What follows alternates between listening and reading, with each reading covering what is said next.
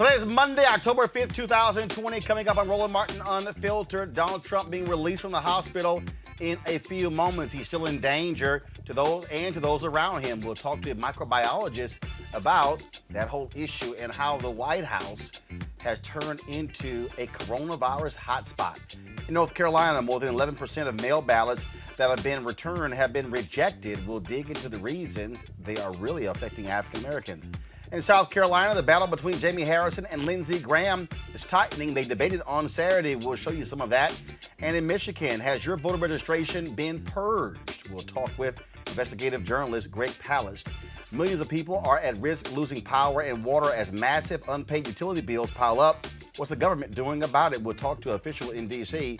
And Rochester, New York Mayor Lovely Warren has been indicted on campaign finance charges. And a Connecticut sports anchor was fired after calling South Carolina Senator Tim Scott and Uncle Tom on Twitter. Speaking of Twitter, they're making changes to its artificial intelligence system to find out why it sometimes cuts black people's faces out of photos.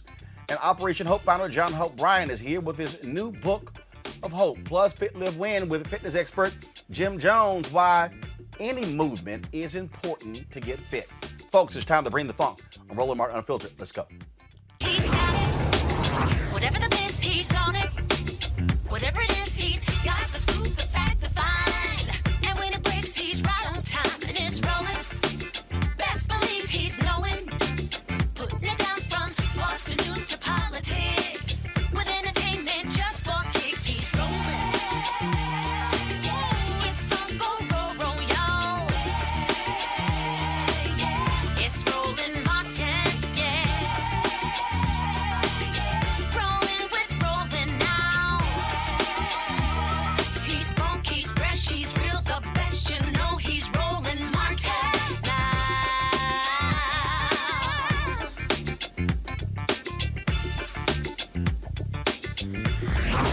Martin.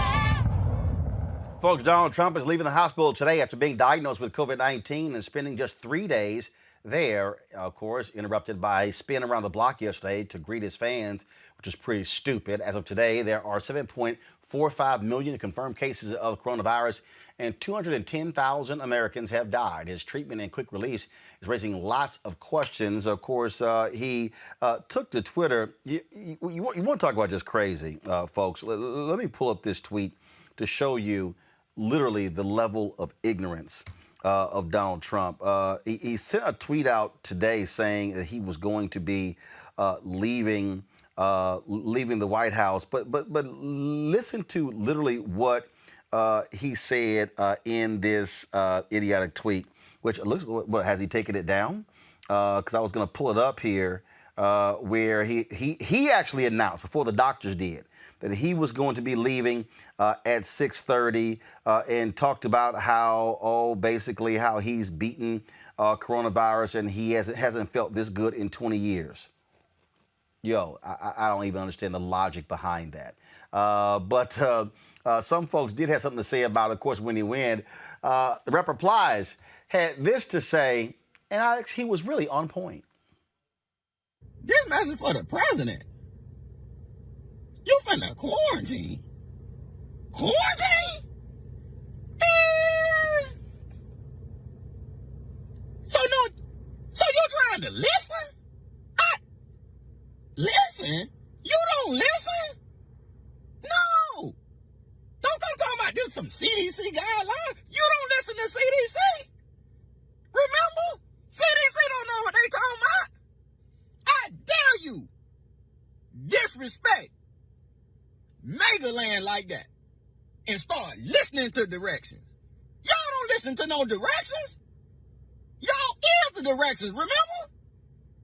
You finna quarantine. You scared. You scared. Get out of here. Back in these streets. These people want to rally tonight, man. And you in the bunker.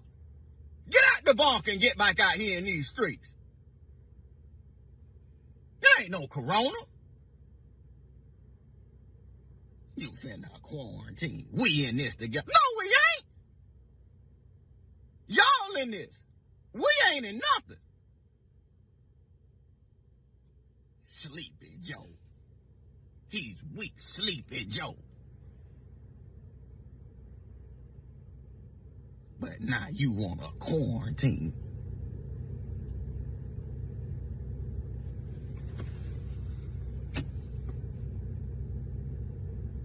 Get out here now. In these streets. Throw some more Get back on Air Force One. And I better not see no masks on you. You don't wear masks. Y'all don't wear masks. You want a quarantine. Oh, you tested positive for COVID. Ain't no COVID, bitch. Joining me now, Dr. Christy McDowell, a microbiologist and CEO and founder of Baby Scientists, Inc. Dr. McDowell, glad to have you on Roland Martin Unfiltered. We've had all these news conferences with his doctors not wanting to release some information. There's no way in the world this man gets coronavirus last week, all of a sudden taking these experimental drugs and should be leaving the hospital, potentially infecting others. We already know 19 people who have been at the White House have tested positive. Today, Kayleigh McEnany, the press secretary, who yesterday addressed reporters without a mask on, and she kept saying how she tested negative. Well, guess what? Today, she tested positive. This is an example of you can come into contact with somebody and test negative for 3 or 4 days and then test positive. That's exactly right, Marlon. Thanks for having me today. The president leaving the hospital is completely and totally reckless and is totally dangerous because he is still highly contagious. He has active virus in his body right now. And he also has a very high viral load, meaning he is very contagious. And so going to the White House, he can spread it so easily. And I saw in a van photo when he went to go greet his people outside of Walter Reed, he had on just a simple little face mask. He needed an N95 mask on, for someone who has active coronavirus in their body, who is totally infectious. And walking around the White House, the staffers, he's putting them at risk. And one thing that people forget is, yes, those staffers may be wearing masks, but another portal of entry is through the eyes. And so just because he may have a mask will not protect them from getting coronavirus if he is in the White House. Another thing that's important to remember is that the White House doesn't have the level of filtration that a hospital does. The hospital has the high-end HEPA filters that can filter out viral particles. The White House does not have that. And the CDC put back on their website today that to confirm that the virus is airborne, something that he and his administration and his followers want to deny. This virus, once it is in the air, can stay in the air for a matter of time, which is significant, before it will fall to the ground or disappear. So it's very reckless and dangerous for him to be going back to the White House because everyone is going to be at risk. This is, and the thing about it is, when you look at staff, I mean, these folks are going back home. Kellyanne Conway, she tested positive. Now her daughter is freaking out on TikTok saying, hell, she may have infected me. Yeah, that's true. I mean, before Kellyanne mentioned it, her daughter put on TikTok and was like, Mama's around here coughing her butt off, around the house, which was a major sign because, you saw at the Rose Garden conference when Kellyanne was talking to Barr up close. She's at home with her family. And that's what will happen with the other staffers in the White House who do not have the medical capabilities, access to the drugs, and access to the level of care that the president does. These people who have regular health care will not have that type of care if they get sick. And they won't have the ability to get steroids and, investigational drugs and antibodies to fight off the disease and feel like they're 20 years younger. So that's the danger in it all, is that these staffers could contract that virus and take it home to their children, families, and many people live with their elderly parents, and that will be dangerous as well. The thing that, again, this is still, all of a sudden he's trying to act like, oh, hey, I beat this thing. You got Republicans running around saying, oh, Trump, he beat back coronavirus. 210,000 people are dead. There are a number of people having the after effects. And also, let's be clear, 99.9999% of Americans don't have free health care, don't have access to the experimental drugs. The drugs that he's getting, only 300 people have been able to use these experimental drugs so far. That's right, Merlin, because the drug that he's being administered is remdesivir. It is an investigational drug that is still in clinical trials. It's still in a clinical trials phase. I believe it's in clinical phase 3.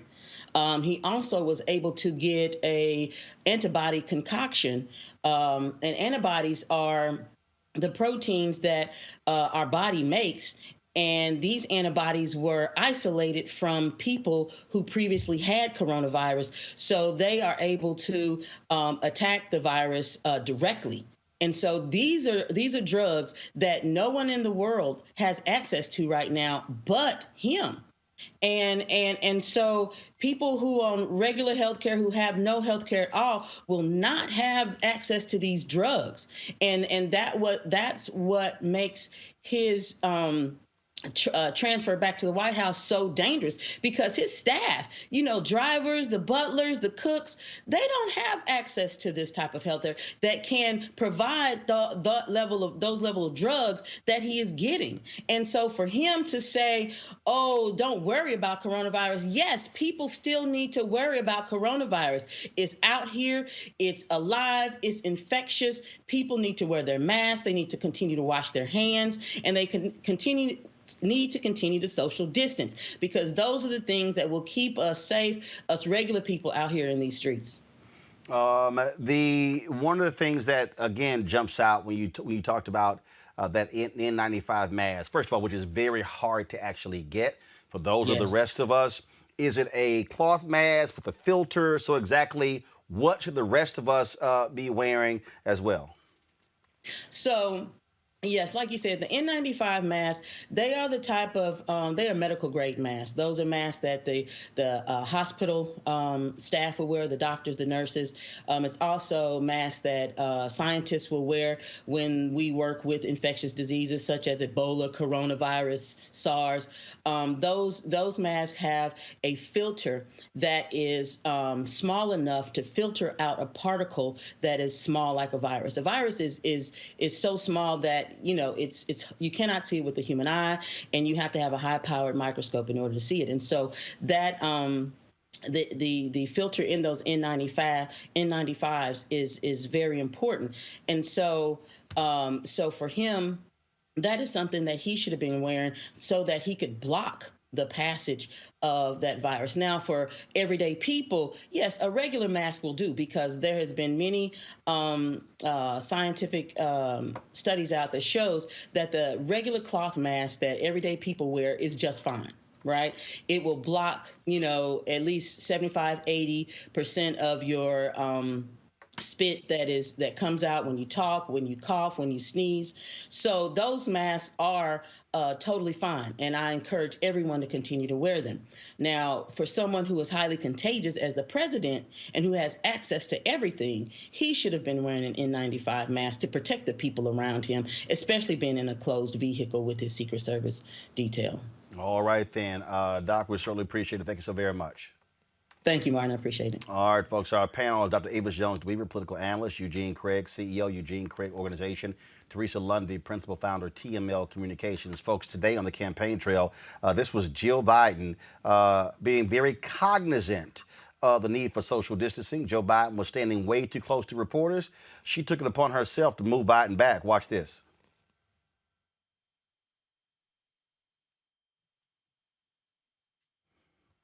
So again, you see right there where she's like, yeah, you need to pull you back. Right. That's what should be happening. We also, of course, are seeing right now this back and forth, how the Trump people are basically making light of Senator Kamala Harris.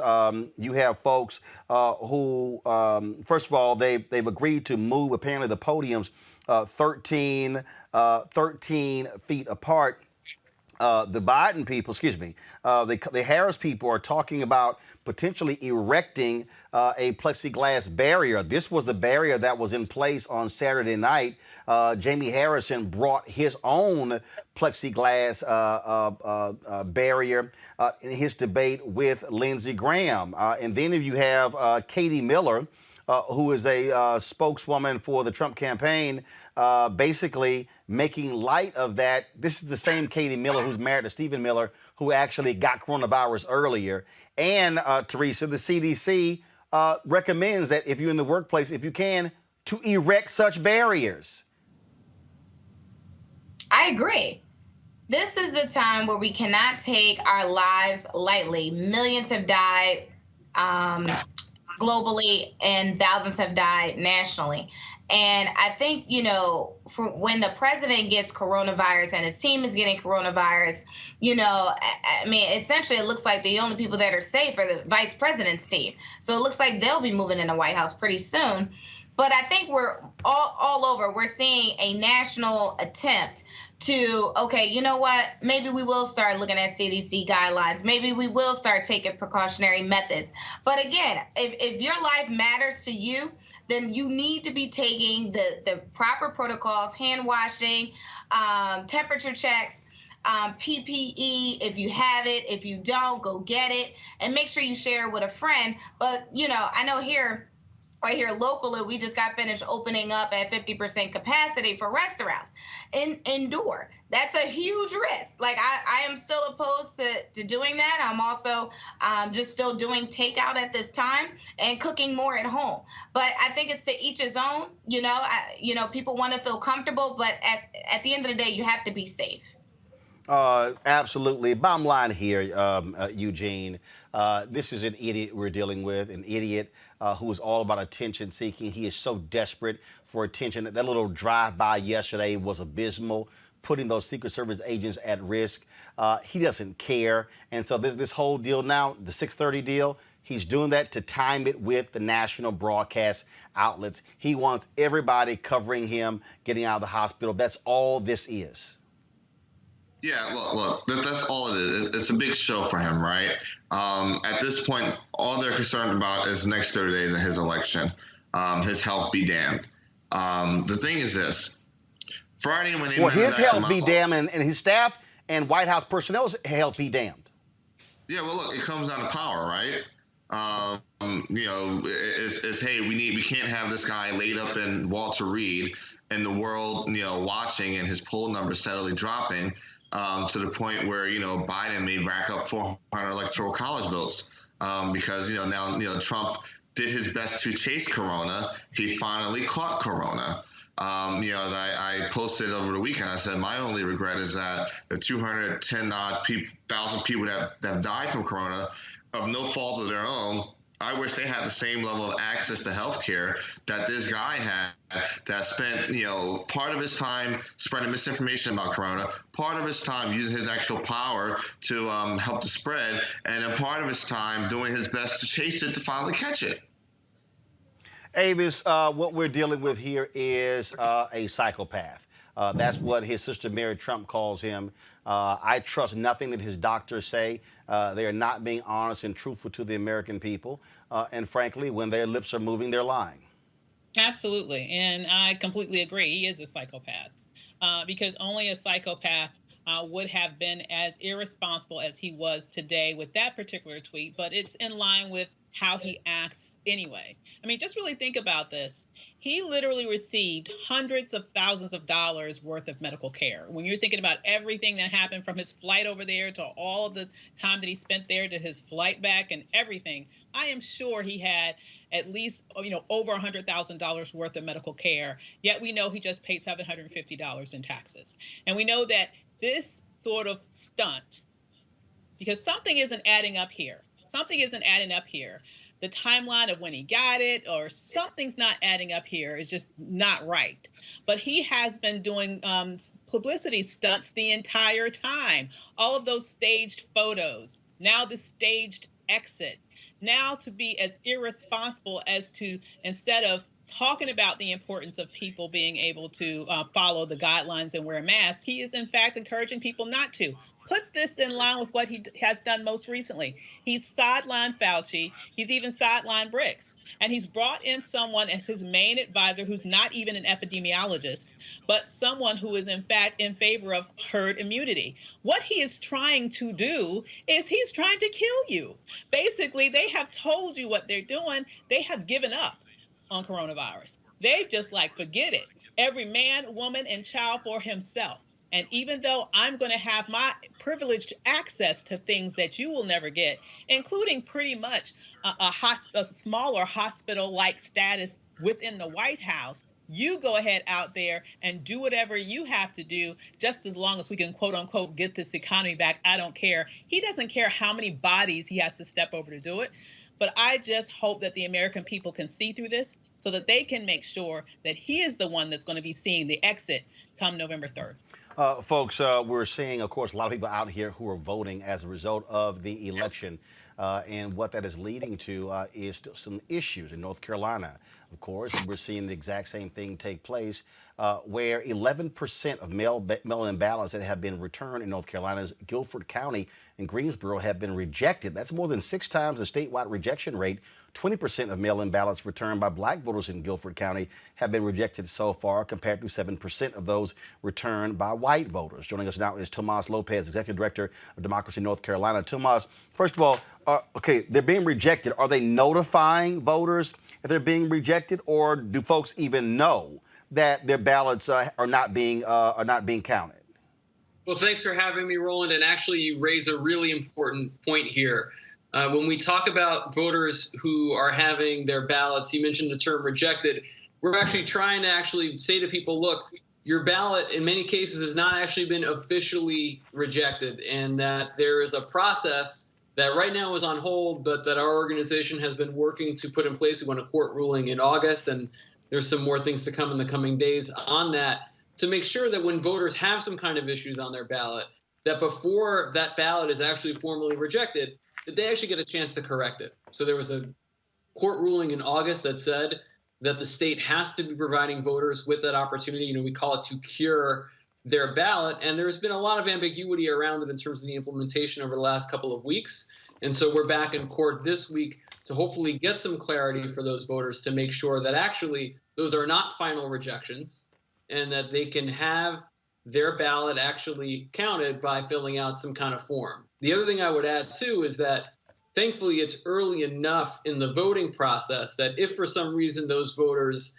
ballots, they say, well, they are rejected, they don't count, I know that those voters are going to be given a chance to fill out a new ballot. And that's one of the things that is, frankly, part of the procedure that election officials need to be following. But there is a lot happening at this moment. And I want to both, sound one, the concern, that we're seeing around ballots not being counted, but two, some level of assurance that, we are supposed to have a cure process that is continued to be worked on, and hopefully sooner rather than later, we'll get clarity on what the final version of that will look like. So how are folks notified? I mean, so if there are issues with their ballot, then does someone call them? Is there an email? Does a letter go out?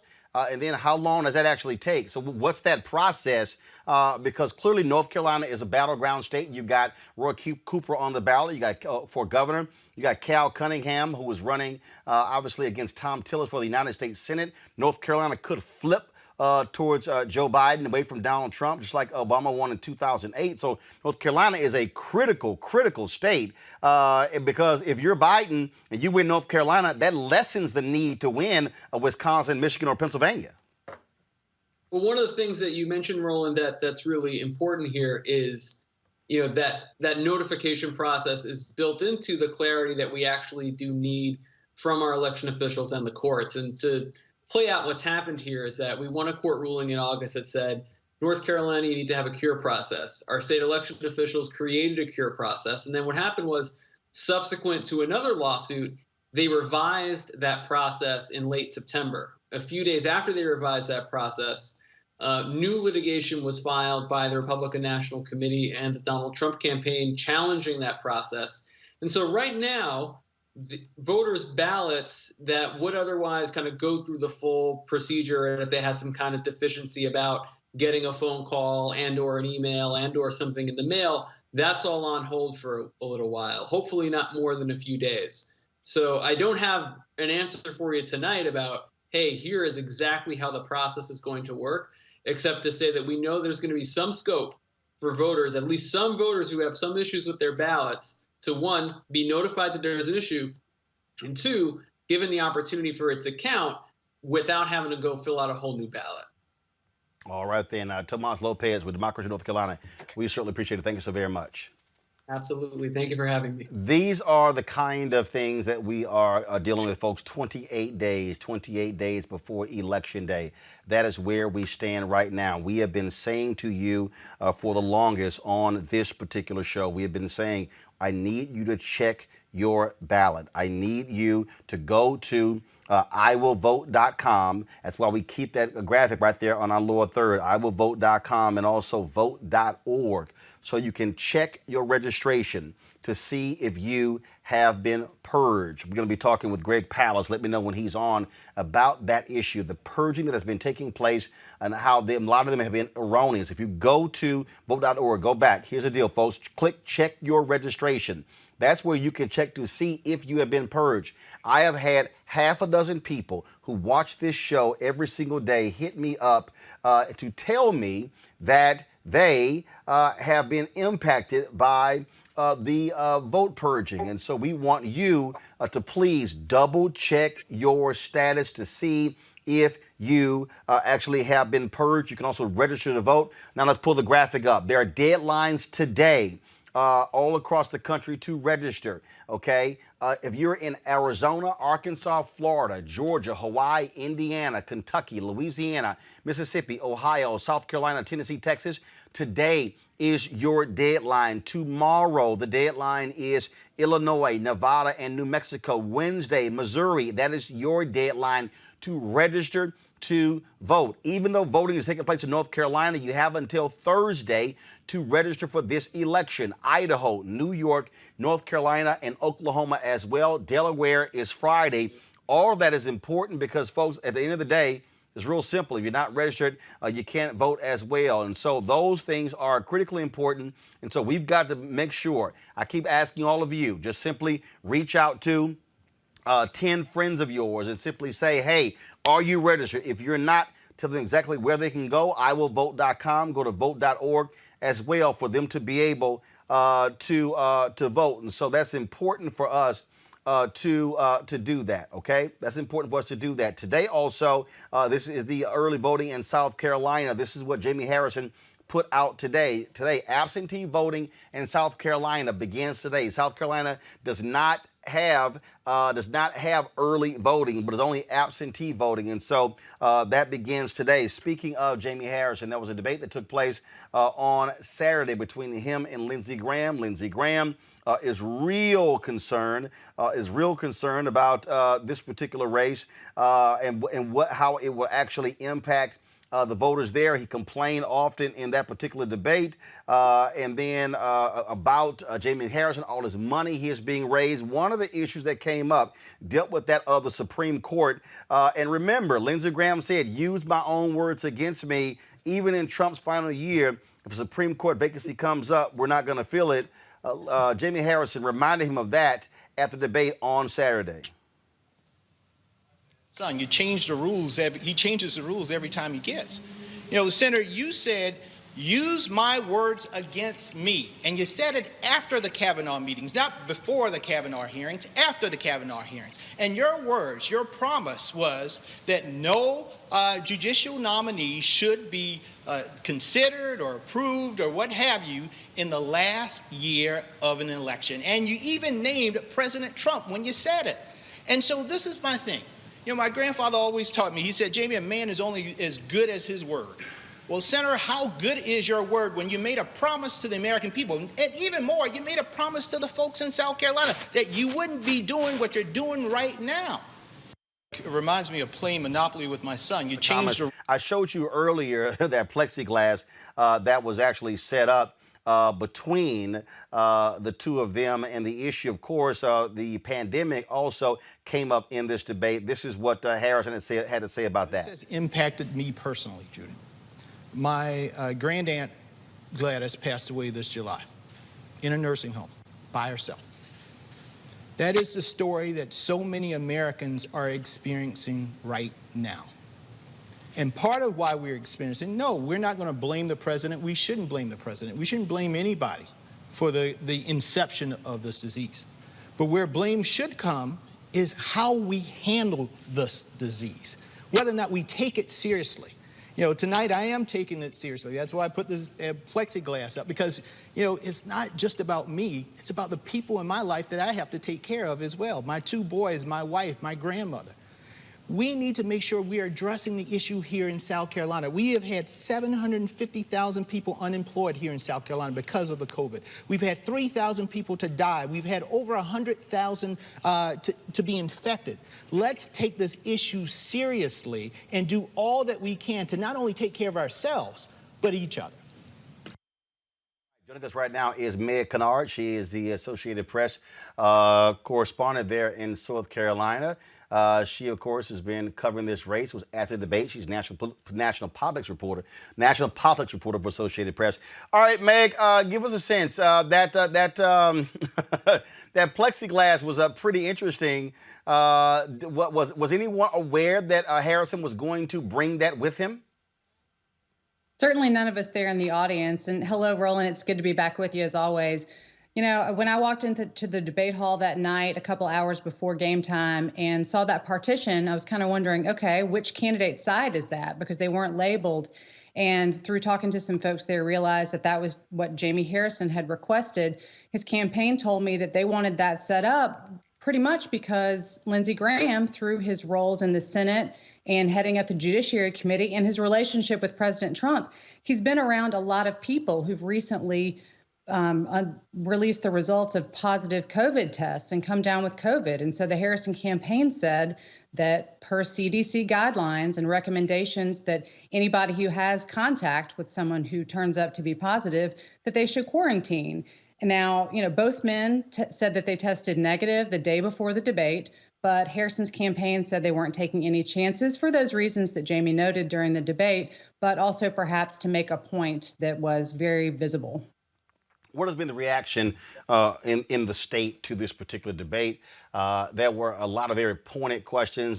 These moderators should have been there for the first Trump-Biden debate. They definitely kept people on point and on task. But it seemed as if Graham was real nervous. He was rocking constantly the whole time. He knows that he could very well lose this race. He has not faced any type of opposition like this since he has run since he's been a United States Senator.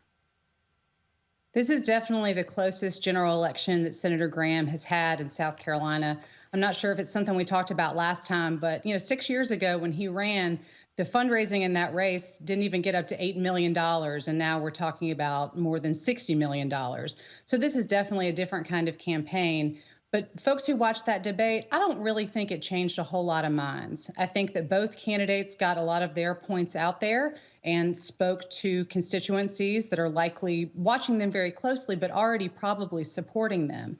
And so for that sliver of voters in the middle who've yet to make up their minds, who aren't sure which candidate's going to get their support, they probably still have a little bit more thinking to do since, there was a lot of very partisan talk. There was a lot of painting this race in kind of national strokes in terms of, tying each candidate to a more national ideology and not just representing the issues of South Carolina.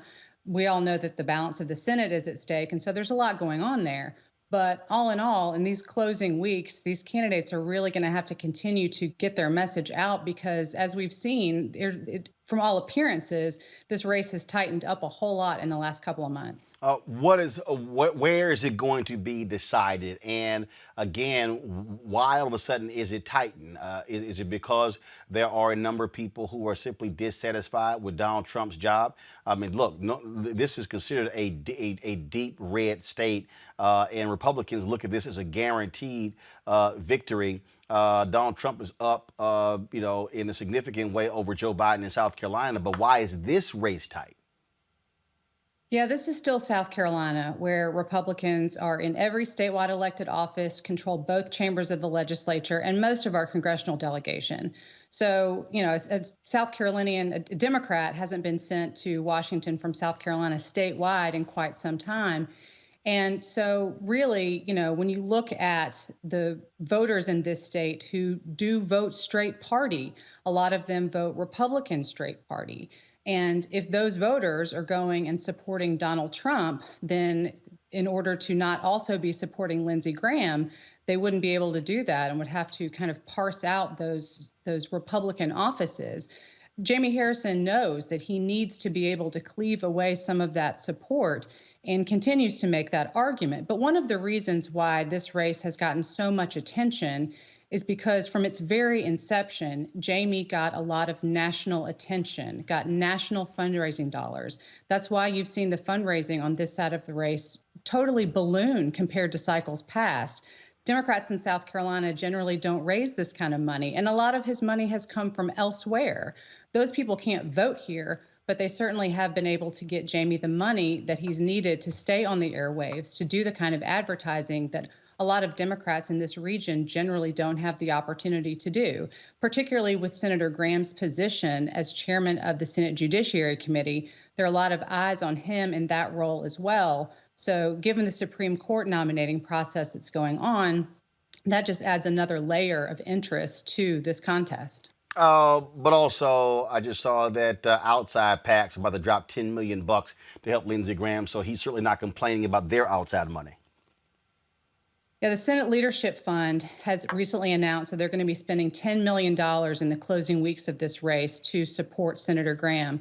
So certainly there's been a lot of PAC activity going on both sides, but that is certainly a last-minute kind of sign of strength in terms of helping keep his message out there. Senator Graham's fundraising has not been shabby. He and Jamie Harrison have been just about matched in terms of the amount of money that they themselves through their campaigns have been bringing in. So everyone here, as well as on national cable as well, but there have been a whole lot of ads being run. You can barely turn on the TV without seeing one from one side or the other, or a political action committee or another third-party group. So, yes, it's going to get even more intense in the last couple of weeks. Last question for you. Jamie Harrison desperately needs massive black turnout. Coronavirus has obviously impacted all of that in terms of being able to directly engage with voters. Are we seeing significant amounts of energy among African Americans in South Carolina getting behind his candidacy? You're right. He certainly needs that. And a lot of the voters that I've talked to throughout the campaign, particularly black voters, since they do make up most of the Democratic voters here, are very excited about Jamie. Obviously, South Carolina already has a black senator in Tim Scott, who happens to be a Republican.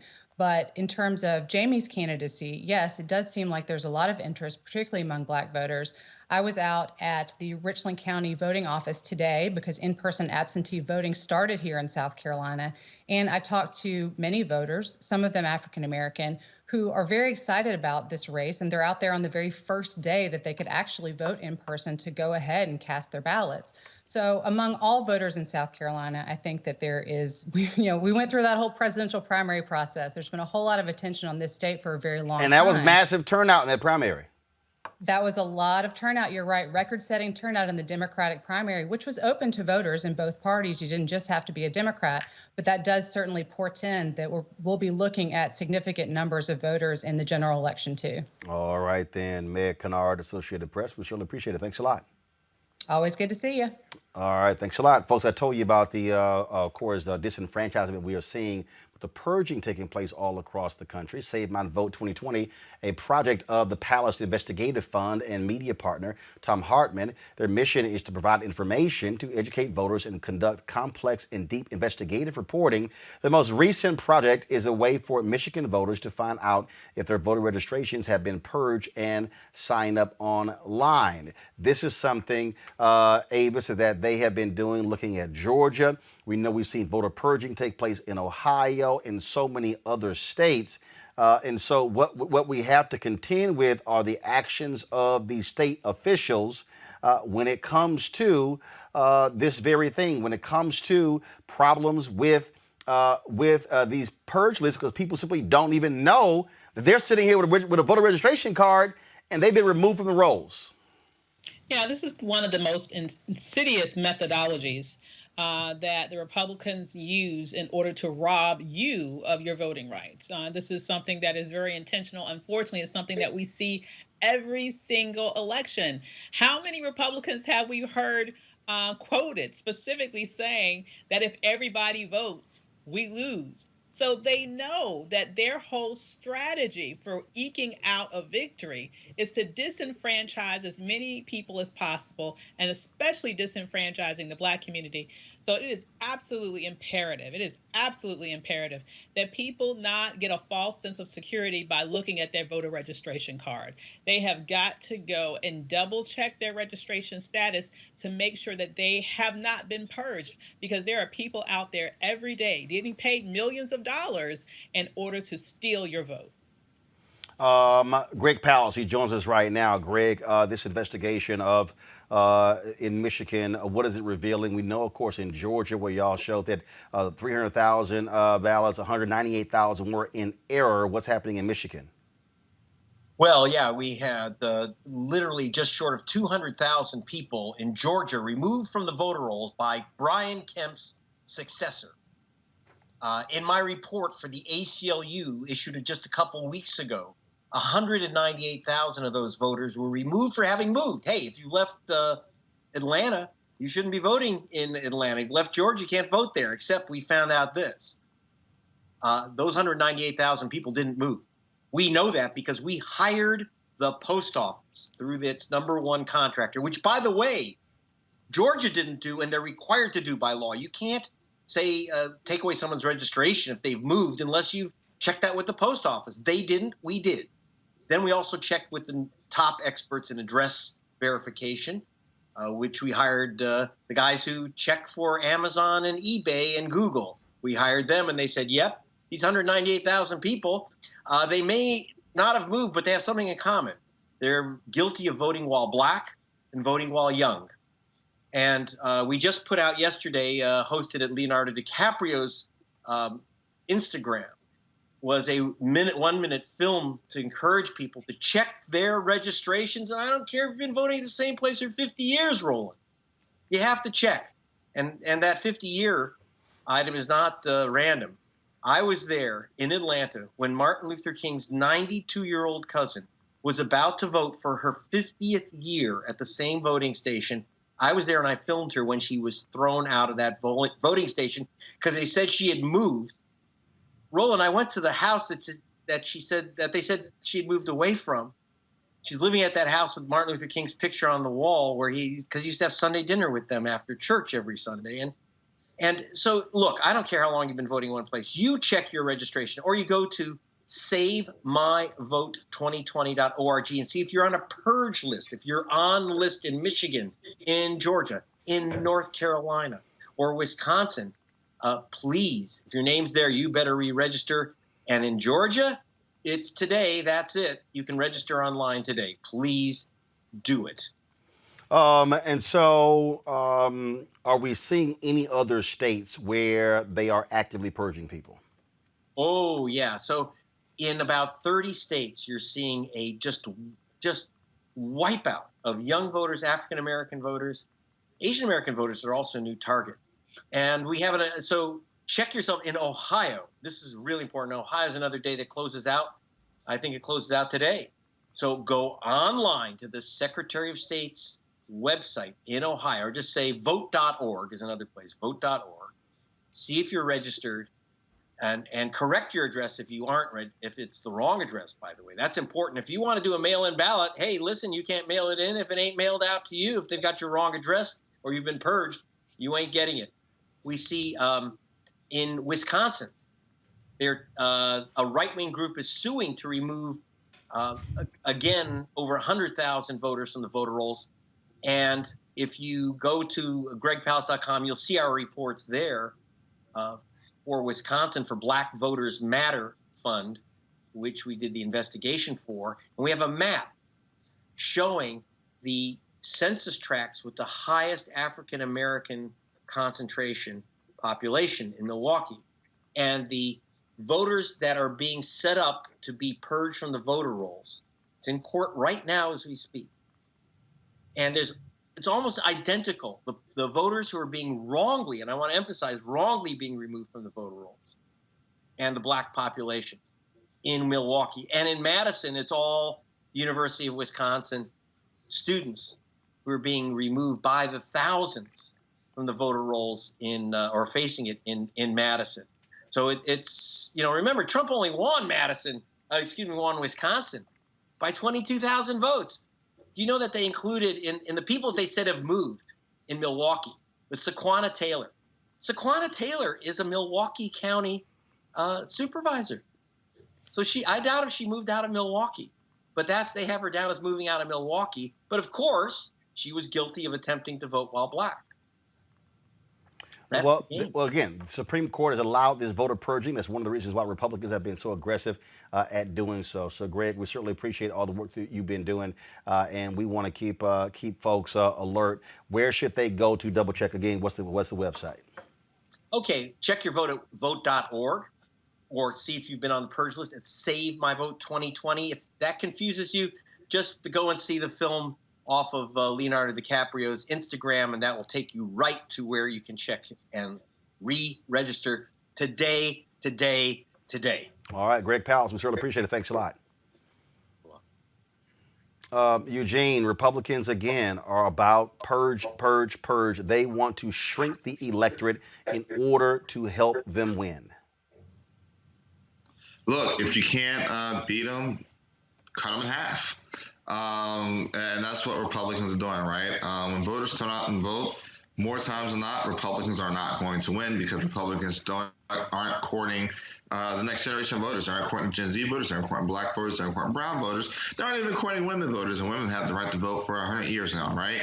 And so what you see is that in a lot of these close places, a lot of these close states, these close U.S. Senate races, these close House races, they're doing their best to chop up the voting population to save seats and to save power. But, you can, the only way you can defeat that is with overwhelming massive turnout. As to what Teresa, but again, though, the issue that you're dealing with is, you look at the poll numbers that are out there, but it also comes down to enthusiasm on all sides. And so the question is, for black men, are they going to be as enthusiastic voting for Joe Biden over Donald Trump? Trump is looking at polling anywhere trying to get upwards of 20% of black men. And also in terms of, are you going to be able to get out young people? COVID changes everything as well. Because people are like, man, do I vote in person? Do I vote by mail? Is my mail ballot going to count? So it's a lot of stuff that's really going on here. I think coming down towards the last days of enthusiasm, we have been seeing the enthusiasm rise, especially on the social, the digital, text messaging, email blasts. A lot of those platforms have been increased due to, one, the coronavirus, but two, I think a lot of people are starting to have these conversations, especially when we're looking at the numbers for the pandemic and what lives have been lost during the pandemic, and then starting to look at local and state resources and seeing that they're limited or not even being funded. I think people are waking up and understanding that the time is absolutely now, that these 28 days, we are going to be checking to see if we're on the registration polls. Are we getting purged? And where is our polling locations? So I think enthusiasm is high. I think the Biden-Harris campaign has been doing very well, especially here. I always love plugging in Philadelphia. But in Philadelphia, they have been hiring massively, even through all the controversy of them saying that there was Trump poll workers there.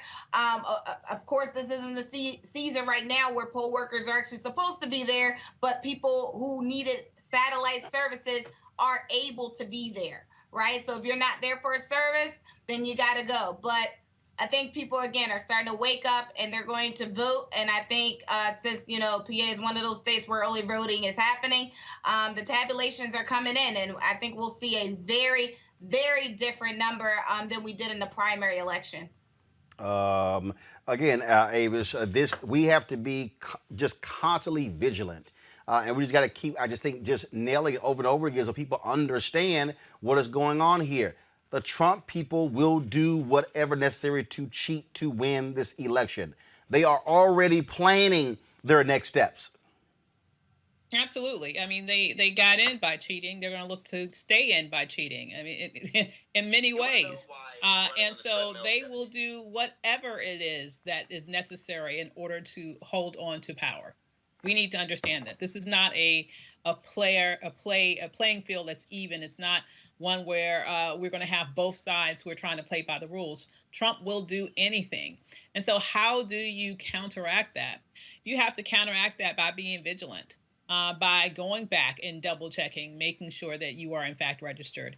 And you have to then go ahead, and I'm hoping that people will vote early whenever possible, vote early and in person, so that if we don't have to necessarily rely on everything that has been sabotaged in terms of the Postal Service. If that is your only and best route in regards to being safe, please, please, please follow all of those instructions to a T and vote early. We just can't afford to make any mistakes, and we have to make sure that we overperform when it comes to turnout, because we know whatever happens on Election Day, this fool is probably going to try to claim victory. We cannot even make it close. Again, I mean, that is, we're seeing all of these things show up in this particular election. I got to go to a break, folks. When we come back. The Biden campaign, they are pushing out celebrity endorsements. Of course, we're going to show you Frankie Beverly, who dropped the video for them, also the OJs, and then also some other folks who they are trying to use to drive out the black vote for this election. We'll be back on Roland Martin Unfiltered. You want to support Roland Martin Unfiltered? Be sure to join our Bring the Funk fan club. Every dollar that you give to us supports our daily digital show. There's only one daily digital show out here that keeps it black and keep it real as Roland Martin Unfiltered. Support the Roland Martin Unfiltered daily digital show by going to RolandMartinUnfiltered.com. Our goal is to get 20,000 of our fans contributing $50 each for the whole year. You can make this possible. RolandMartinUnfiltered.com. What's up? This your boy Wyclef Jean. You got one vote. Use it. Hi, I'm Teresa Griffin. Hi, my name is LaToya Luckett, and you're watching Roland Martin Unfiltered.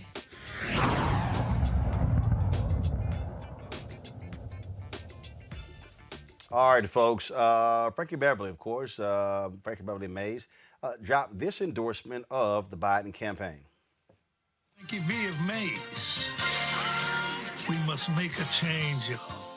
I'm endorsing the Biden-Harris ticket for president and vice president. When I wrote the song We Are One, it was during a time that a peace movement was happening in this great country. The Biden-Harris team understands what We Are One means.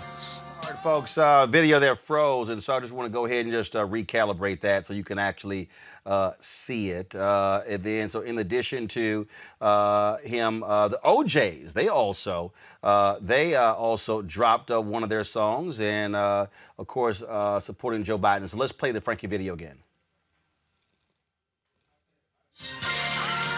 We must make a change, y'all. I'm endorsing the Biden-Harris ticket for president and vice president. When I wrote the song We Are One, it was during a time that a peace movement was happening in this great country. The Biden-Harris team understands what We Are One means. They are a team of integrity and morals. Biden and Harris can bring our country together. That's why I'm voting for Team Biden and Harris. I need you all to get out and vote.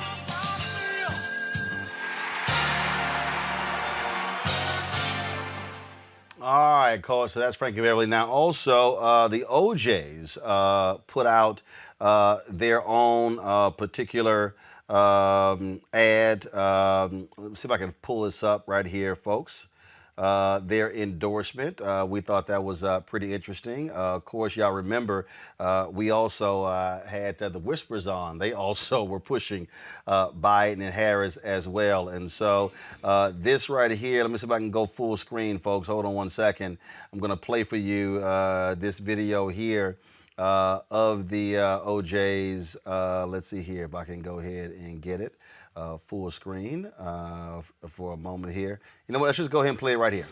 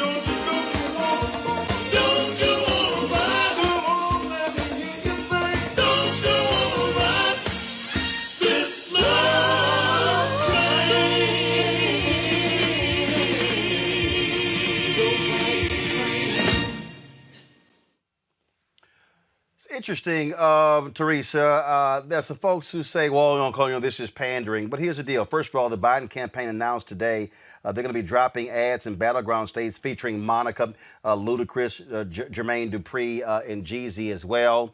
I talked about Plies, of course, videos that he's been putting out. But here's what's interesting. Republicans put out country music acts. They put out Lee Greenwood, Ted Nugent, and others. So this idea that this is somehow like, oh my goodness, you can go back to the 1960s, Frank Sinatra and others who did ads for John F. Kennedy.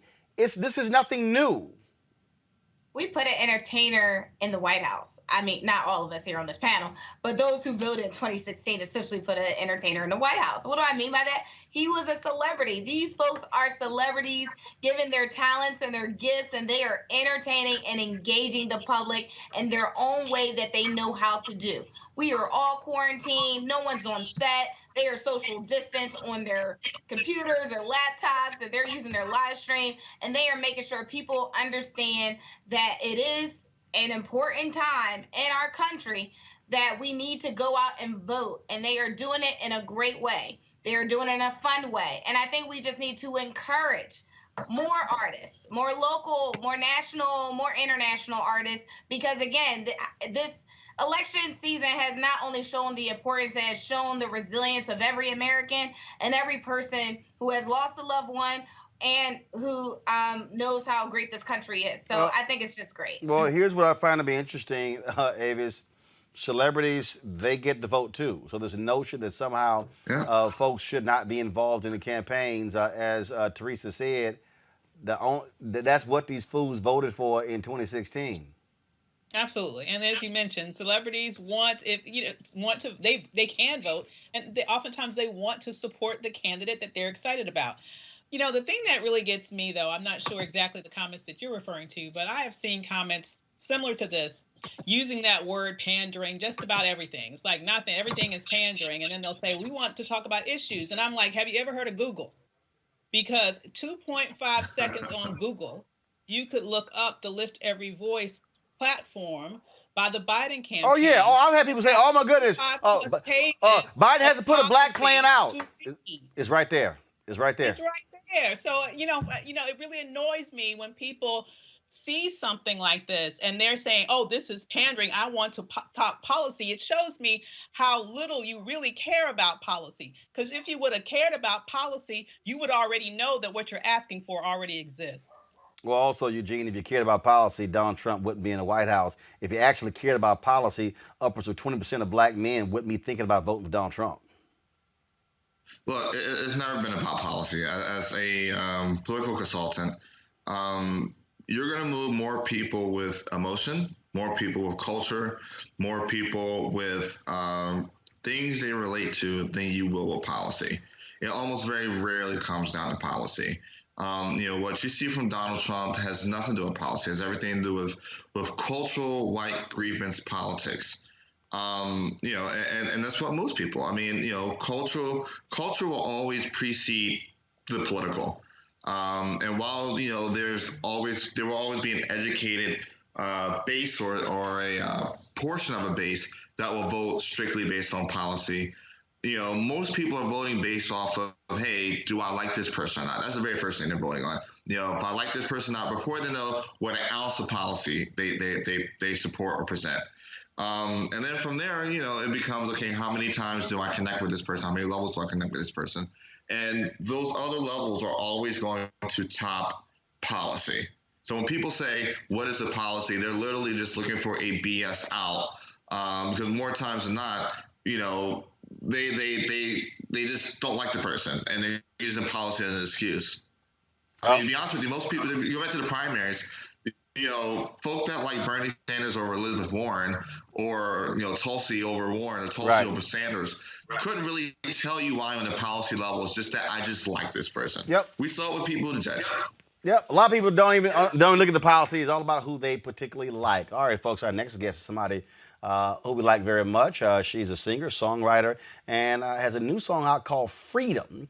That is something that, of course, black folks, a word we're quite familiar with, something we've been demanding for a very long time. Let's check this out.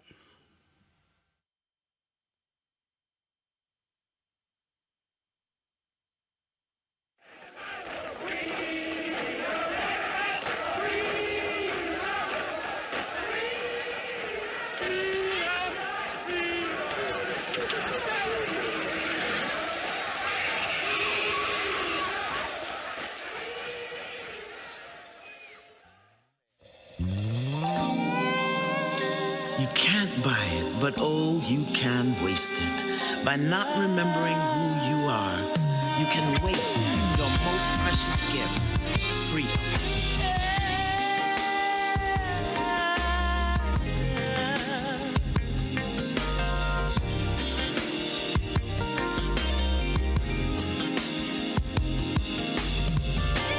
Chronicle is rich, it runs deeper than the ocean. So please don't forget, it's our history and our legacy. We are more than just a slave ship coming to America. And we owe it all to those who have lived and died so that we could be more. Mama paid the price for. Daddy stuck his neck out for. It was the freedom to live for every man, woman, boy, and girl. Joining us right now is Regina Bell. Regina, how you doing? Can't hear you, Regina. Say it again. I said I'm good. There How we are go. you? Doing great. Look, I mean, this is certainly timely as we are in the midst of an election. I think about the song "Glory" that when Common said one of the lines, "Freedom is like a religion to us." Yes. It is a part of something that we've been crying about ever since we got here, and apparently it's fallen on deaf ears.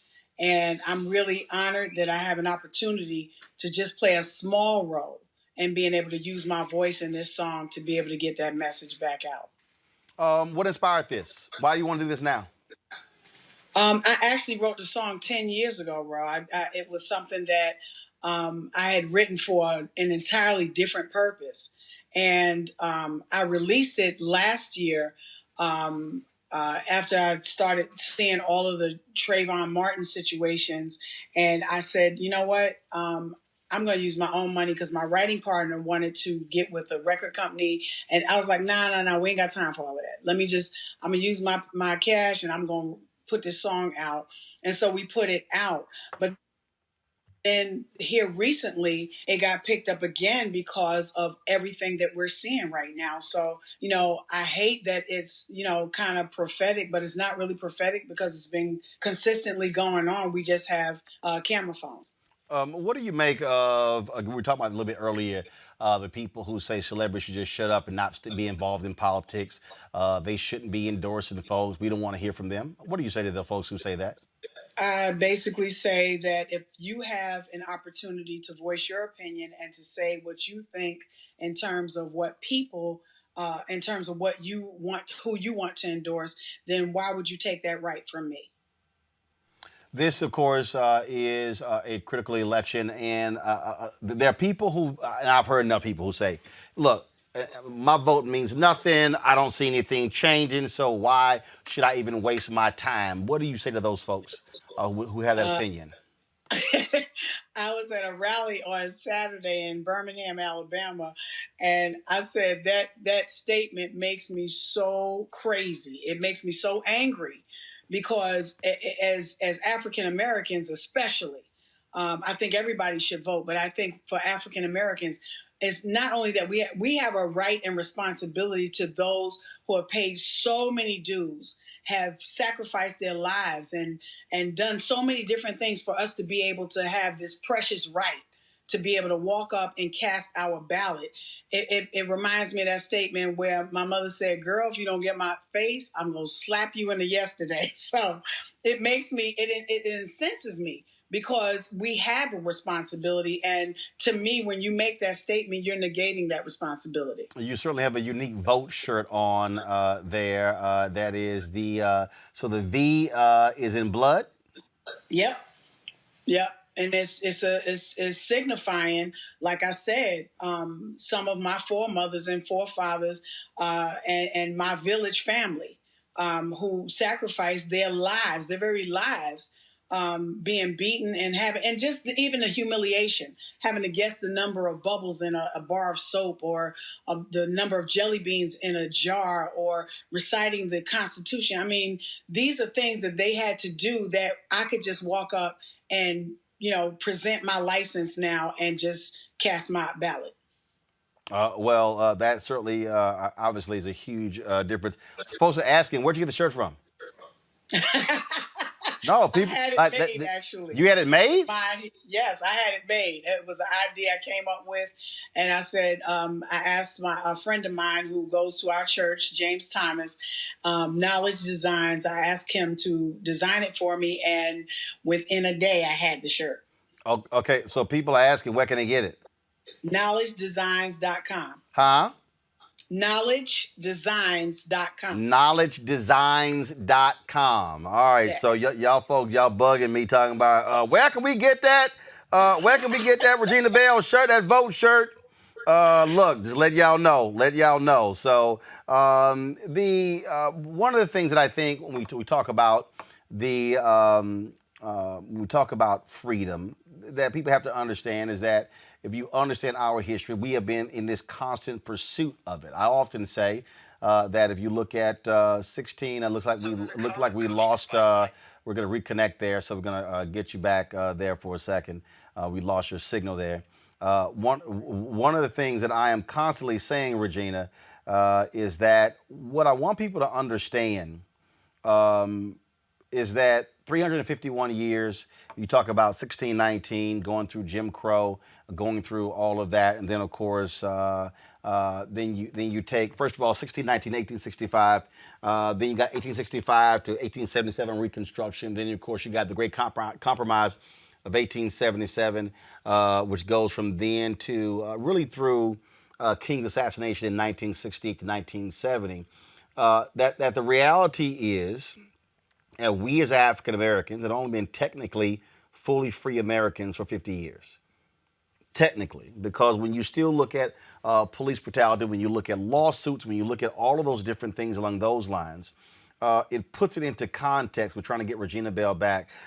Teresa, it puts it into context when we talk about our freedom, because when there are those who somehow think that we're all on the same page. No, we're not. We are still dealing with the reality that we are not fully free Americans.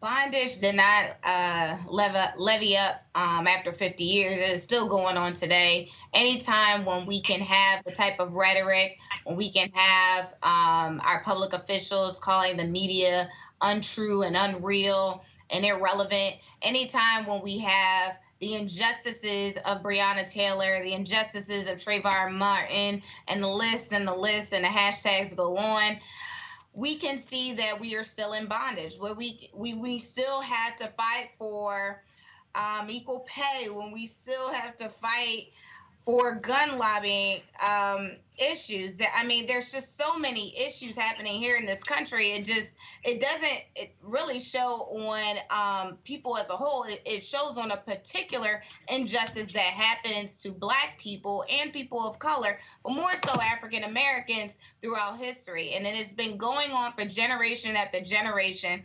And I think part of it, where it stems from, is that this is a traditional mindset that is happening with some of these people that are in positions of power. And that's why we're seeing more leadership, more next generation or Generation Y, more of these young advocacy groups, more Candace Owens and the likes are standing up and saying, listen, the time is now to actually do something different. We're starting to hear more people doing podcasts and other forums in order to express themselves, because we are seeing that the divide is still here and the gap is still made. And the only way to do it is to vote. Regina Bell is back. Regina, the point I was making is that really we've only been technically fully free for 50 years. And so African Americans, here we are, we're still fighting against voter suppression, still fighting police brutality. We still are battling to be fully free Americans to achieve that idea of freedom. Right. I agree wholeheartedly. I think, and the issue is, so when you say stuff like, my vote doesn't count, what do you mean your vote doesn't count? Everybody's vote counts. You have to look at it. One of the deacons at our church said something. He said, one raindrop doesn't do very much. He said, but that raindrop in part of a flood can wipe out a whole society, can wipe out a whole community. So, and that's the way I look at this. We need the flood, but the flood has to start with the raindrop, right? Absolutely. All right, Regina Bell. Again, the song is called Freedom. We certainly appreciate it. I take it people can download it all from everywhere? Yes, from every digital platform that you have, you can get it. All right, then. Well, we certainly appreciate it. And give us the site again, because I want to make sure you were spelling it right, too, because I went to it and it was not. So knowledgedesigns.com? Uh-huh. All right. So I need you to double check that because I went to it and Don't think it was active. Okay, let me check that, and I will hit you back. Yes, do that. So yeah, text me back so I can give it to our audience. Okay. The folks definitely want one of those shirts. Okay. All right, Regina Bell, I appreciate it. Thanks a lot. Thank you so much, Ro. All right, folks, I didn't waste my time showing y'all the video of Trump getting out of the hospital because it was nothing but propaganda. But if y'all want to see stupidity, I mean, when I'm talking about stupidity, absolute, unbelievable, undeniable stupidity, look at this ass. Y'all, this is a man infected with coronavirus. He goes to film to do a photo op and he takes his mask off. This is a plumb idiot. Idiot, Eugene. Idiot. Look, 28 days, folks. 28 days, and we can rid ourselves of this thing. I can't believe he actually took his mask off. Same way that I can't believe that he had the photo op staged at 6:30 in the afternoon to coincide with the evening newscast. But I mean, complete idiot. I mean, he's currently active COVID positive. I mean, literally right below him, that shot that you're showing is not necessarily a wide shot. It's a shot from right below him where the photographer is leaning up, taking a shot. And he's spreading droplets actively to those photographers. This is how stupid it is. I'm gonna pull up in a second what the New York Times just posted. Maggie Haberman just put this tweet up. Avis, the president's advisors hope to show that he's beaten the virus and also that he understands it better than he did. First thing he did when he got to the White House was take his mask off. This is an absolute idiot. He is an idiot, but as we described previously, he's a psychopath. He has no ability to feel empathy. He literally does not give a damn about anybody's life. That is crystal clear. Now, I do have one message for the Biden-Harris campaign. Turn your negative ads back on. Right. Turn your negative ads back on. Go full out against this fool. Okay? He is literally killing Americans. Do not hold back one iota. Take everything that you have and put it against him right now. Oh, I agree, Teresa. They should be going full tilt. I'm telling you right now, Kamala Harris should not have even gone to Utah. She should have told the debate commission, hell no, I'm not going to travel, potentially infect other people. I'm in D.C. Mike Pence is in D.C. Have that damn debate in D.C. in a TV studio with no audience. They should be far more aggressive. This fool is going to pimp this for all it's worth. Stop playing nice. I agree. Both of those items should happen. And honestly, the ball is in the campaign's court. So, I mean, they can't have a debate if one doesn't show up. Outside of the 48-hour press coverage that'll happen, you can't have a debate unless the other person shows, period. So I think they should have made that very clear on the aggressive sense. But also, as it relates to the advertisements, absolutely, they should have kept the negative advertisements going. But part of it is it's facts. Part of the advertisements that the Biden-Harris has been putting out has been facts since day one. And I think by them taking a step back and giving the American people this is what we're going to do and here's the plan, I think it goes back into the narrative of what Trump was doing early on, is saying, listen, we did do exactly what the Democrats are saying that we didn't do. We did rebuild the economy. So they are still throwing out those talking points. And then by us taking a step back, I think it also puts them in a position where they have to do more on the ground and engagement and more conference calls and stuff like that, where I think if we'd have kept the facts up, early on and continuously with the TV ads, I don't just think right now is the time to shift any type of dialogue. No, absolutely, folks. So many being impacted by coronavirus. Millions of Americans risk losing power and water as a result of massive unpaid bills. As a result, electric and gas debts are threatening to reach or exceed $24.3 billion by the end of the year. At the start of the coronavirus pandemic, many states acted quickly to ensure the residents would not lose their power or other utilities if their jobs or wages were slashed. Now, only 21 states in the District of Columbia still have such disconnection bans in place. That leaves just about 180 million Americans at risk of losing service. Joining me now is Sandra Matavufrai. She is a director of the D.C. office of the People's Council. This is obviously a huge issue, Sandra. Look, the Congress has not acted. They've not restored the $1,200. They haven't moved at all. And here we're moving into from fall to winter. People are definitely going to be feeling the effects of this if there isn't some type of action in D.C. Well, you're absolutely. Hello, Roland. How are you? Great. Thank you for having me. Yeah, you are absolutely right. We are reaching a critical mass with respect to the provision of essential services such as utility services, your gas, electric, water, and telephone service. You're right that we have been living in somewhat of a safety net, a moratorium that was the result of agencies, offices like mine, who really advocated at the very beginning to ensure that those services were not disconnected. The problem was, or is, that not all of the states instituted them. Only approximately half, a little more than half. But alarmingly, many of those are now expiring. So those moratoriums are being lifted. As you mentioned, there are only 20 states that currently have moratoriums, and some of those are set to expire within the next few days. I spoke with a reporter recently, and he said, well, are we at the cliff? We are really at the cliff and about to jump off.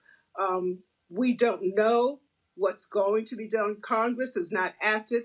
What's necessary is a universal approach, something that would maintain those moratoriums and ensure that utility consumers, that their services are provided. Just to step back a little, this is not new. And it's important for your listeners and viewers to realize that the economic burden of energy, the energy burden on African Americans and low-income consumers has been reaching a critical mass for some time now. This is not new. It has only been exacerbated by the COVID-19 pandemic, where now you have, in addition to the inequities of energy consumption and paying energy bills on the African American and low-income consumers, you now have that same body of consumers being impacted by COVID. There's a greater loss of jobs. There is more unemployment. There are health issues. Even people have lost their family members. So all of that combined makes it even more difficult for those consumers to pay their bills. I mean, the numbers are staggering. Black households spend more than 43% of their income on utility bills than white households. Low-income households spend 3 times more on energy costs compared to non-low-income households. And 67% of low-income households face a high energy burden, and 60% of low-income households face a severe energy burden. This has got to be the only way of really getting something done is to have a national approach to it, to make certain that it goes beyond the safety net, which will, clearly all of the moratoriums will ultimately expire. We need to do something to make certain that utility consumers, low-income consumers, African-American consumers don't bear or continue to bear a disproportionate amount of the cost. So what happens? So if Congress doesn't act, then what happens? Well, what we've done, many of these state offices, consumer advocate offices, enlightened public officials, regulators, we have, come together with campaigns. One, my office in particular, we have petitioned our utility commission, the DC Public Service Commission, to initiate a stakeholder group where there would be a collection of consumer advocates, the utilities, the regulators, to come together with really, different plans that would take into account the long-term impact of COVID, the long-term impact of the energy burden, the disproportionate energy burden on African Americans and low-income consumers. And there are all sorts of programs and policies that can be instituted. And the value of that is doing it on a collaborative basis so that you can, the brightest of the bright can come together and see, what can be done. And, what's important also is to make certain that we have the voice of the community. Community members are frequently left out of the dialogue. And, that's one of the mission, that's part of my mission as a People's Council, to make certain that they have a voice and bringing them to the table. We can hear, what the problems are and then come up with concrete solutions. Specifically in DC, we do have the moratorium. The mayor has extended it until December 30th of this year. We also, my office, the Public Service Commission, the Department of Energy, and have embarked upon a We're Here to Help campaign to ensure that consumers have the access to community, to programs, energy efficiency programs, and payment programs. One of the other parts of this is that the moratoriums were absolutely necessary. The safety net is absolutely necessary.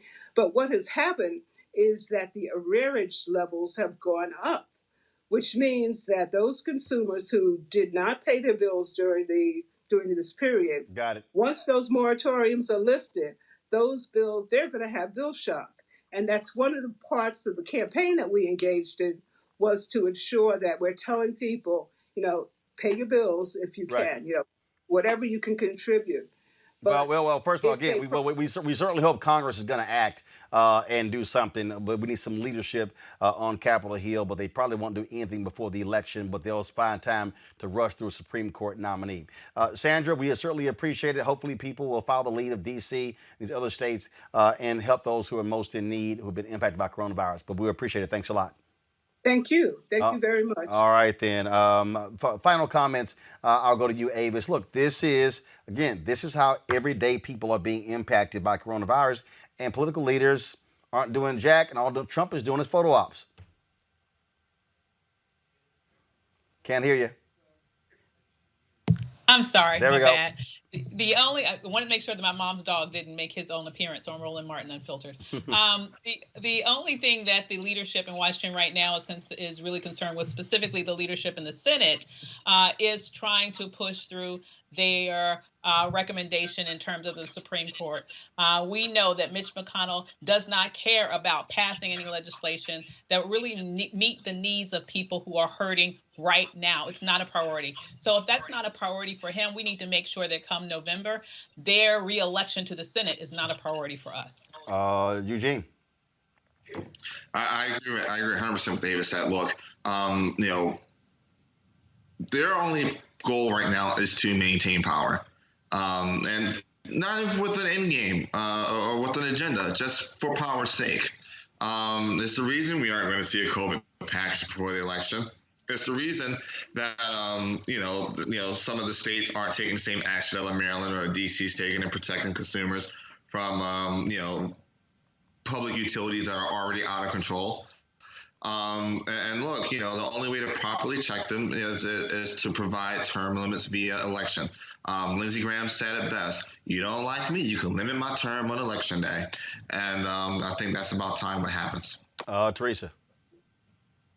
2020 is the year of clarity. I think this has been an eye-opener for every American to do their just due, which is to take notes of who's doing what and who's not doing what and who's not saying anything, what bills that are sitting in the Senate that can impact your lives and our lives of our family members, and those who have died under whose watch and why it happened so soon. So I think it is an opportunity for everybody to vote and vote responsibly. All right, then. Avis, Eugene, Teresa, I really appreciate it. Thank you so very much. All right, folks, coming up next, the Roland Martin Unfiltered, Fit, Live, Win. We'll talk about why all movement is important when it comes to you getting your health in check. And also, Operation Hope founder John Hope Bryan talks about his new book, speaking truth to power when it comes to black folks and building wealth. That is next on Roland Martin Unfiltered. We could get Lil Wayne, Drake, the Migos, Cardi B, Beyonce, Jay-Z, Kanye. We got to get every person that they listening to say something informational and positive about voting, because they not listening to the average just vote. We gotta have to do some skits about why and what happens when you don't vote. When you don't vote, then you have no community. You like, hey, they changed Dowling Street to Emancipation. I don't want that. Did you vote? Did you? Because they asked. You gotta hit people where they stand at. Like, understand what you're not getting by not voting. Let me give you a concept of, hey, you could have this, and this school could be better. It could have this in this school, but you know how you get that? By voting. But you don't want to vote. What you need me to do? You want me to put a food truck in front of every voting stand? I'm handing out, as you vote, get you a hot plate as you walk off. What do I need to do to get you to understand that this is, do I need to get a bus and drive around and go to every elderly home and pick them up? Tell them we doing, it's bingo. You know what I'm saying? Pick them up. They gonna get on that bus. They going to bingo, and we got free divers too.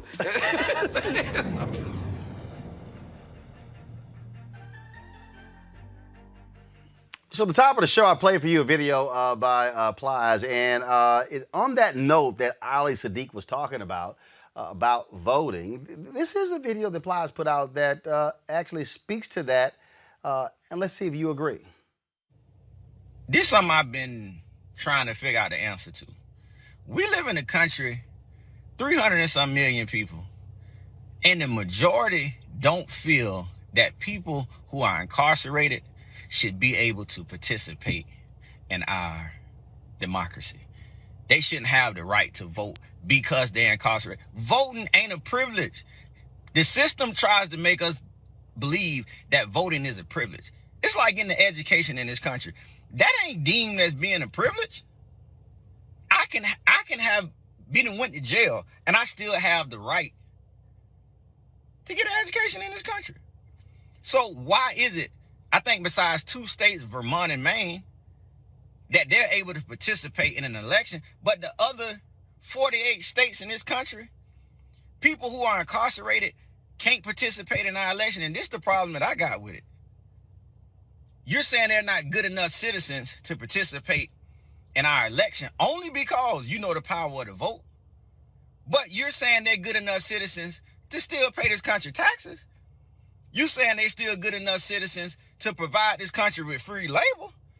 You're saying they still good enough citizens to pay child support. So how is it that you act like voting is a privilege, and now they do something wrong, and you say, we're taking your voting rights away from you? And how is it that the majority don't see this as being un-American? I don't understand that for the life of me. How are these people not good enough to participate in our democracy and to cast their vote? Most of them may get out of jail next month, next week, next year.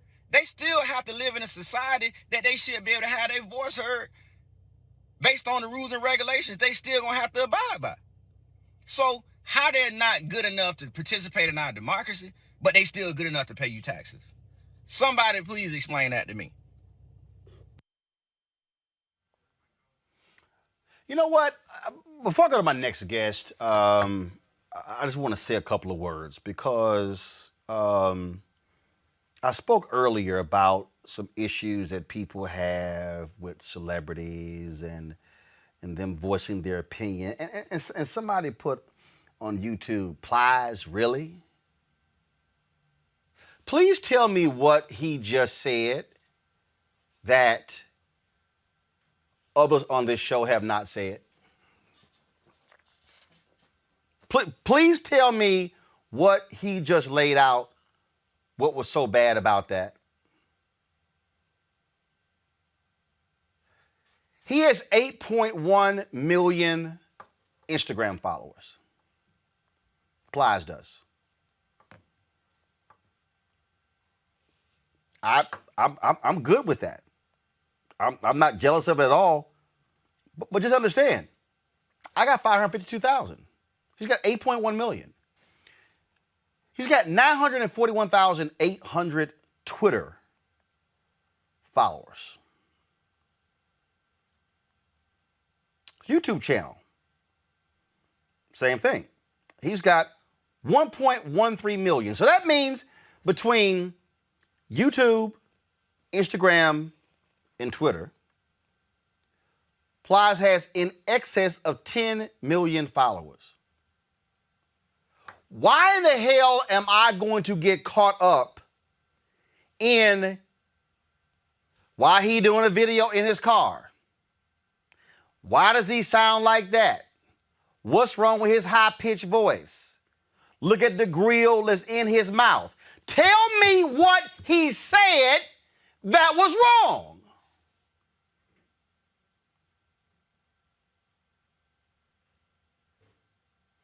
How can we demand that LeBron and KD and Steph Curry and athletes and entertainers, how can we demand that they care about politics and the news and issues and the election, and then we're so arrogant that we then start, well, you know, they don't look right, they don't sound right, I don't know why we showing that. He is reaching a group of people who don't watch this show.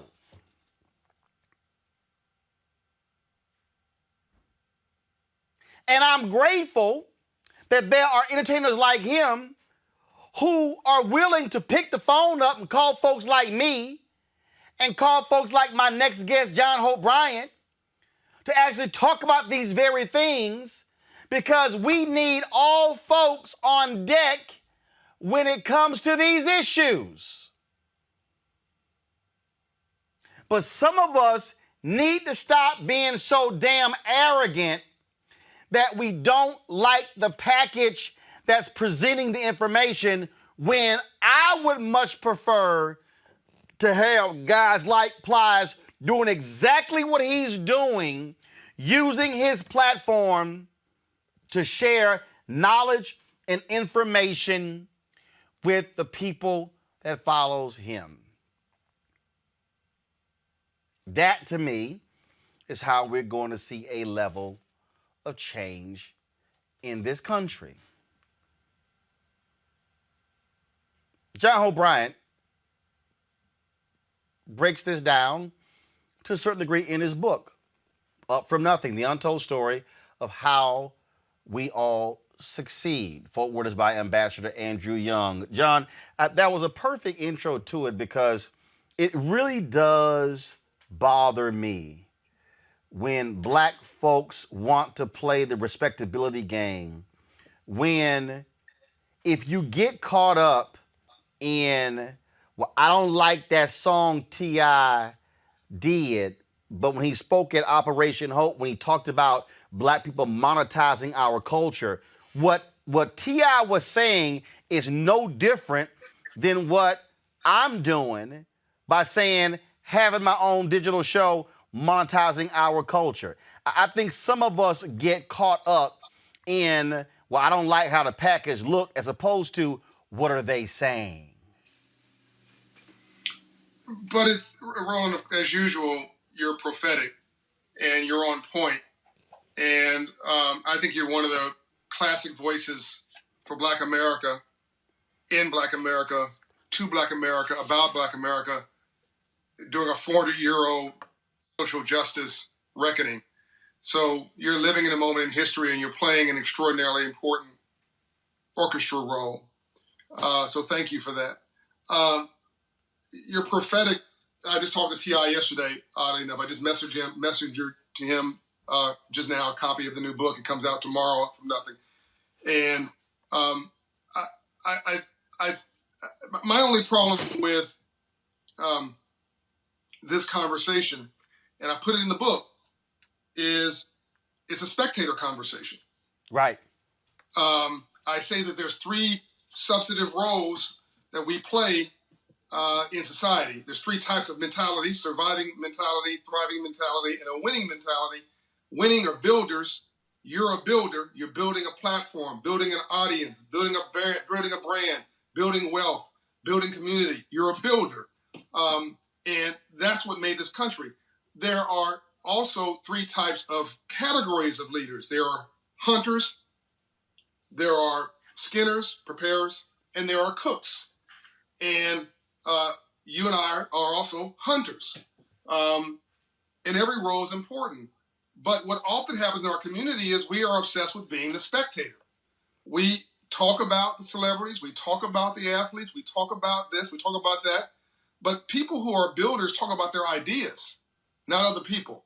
And we spend an enormous amount of time and get no return on the investment for doing just that, spectating and talking. And somebody else, here's a real sin, Roland.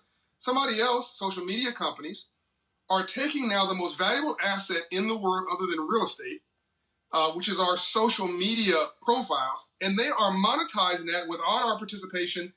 It's like we're sharecroppers. We don't even get a share. Without our participation, they are taking our profiles and all of our information and selling it to advertisers, promoters, including the folks that we're talking about who are opinion makers. Here's my only problem with this whole conversation. You have in the Jewish community 15 million people, 7.5 million here in the U.S., 15 million people worldwide, trying to fill out $20 trillion of GDP. They're lawyers, they're engineers, they're bankers, they're in music business, they're in this business, we're in that business, they're in the real estate business, they're everywhere. With black folks, you have 40 million black folks obsessed about rapping and professional sports, which account for about 5,000 jobs. And that's just not a good strategy. Like I love T.I. I can't scale him. I love LeBron. I can't scale him. I love Oprah. I can't scale her. The fact that we know these people by name is a problem. So it's a multifaceted conversation, but we've got to flip. We have to have the opportunity glass way open up here. 40 million black people cannot be trying to fill 5,000 slots. We need 40 million black people trying to fill 120 million slots in a $20 trillion economy. But we're chasing about $60 billion of activity in a $20 trillion economy because we all want to be the rapper, the singer, the bounce a ball, rock a mic, or talk about somebody doing one of those things, et cetera, et cetera, et cetera. I remember I did one of the Q&As with David Talbert, who directed This Christmas. Was This Christmas or Almost Christmas? I forgot one of the Christmas movies. And what was interesting about that is we were talking about the opportunities behind the camera. And David said, guys, let me help y'all out. He said, everybody wants to be a director. He said, I direct a movie. I'm spending the next 6, 7, 8, 9 months editing and trying to work on it. He said, yeah, there's people working my crew. They've worked on 2, 3, 4 other movies in that same time span. Mm-hmm.